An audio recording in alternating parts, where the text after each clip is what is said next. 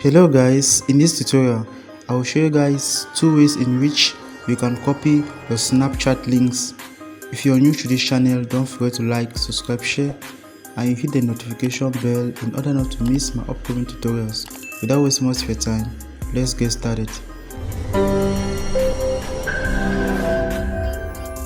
So the first way in which you can copy your Snapchat link is by simply clicking on the shared icon of your home page. That is it. You click on what? Copy it. As you have copied your link. And the second way in which you can copy your link is by going to your setting. Once you get there, you scroll down and click on your public profile setting. After which you click on what? Shared profile.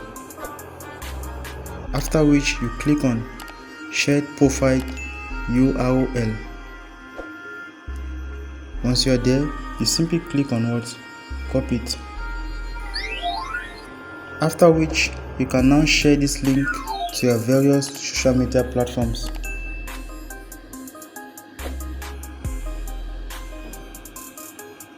So that is it. Thank you guys for watching.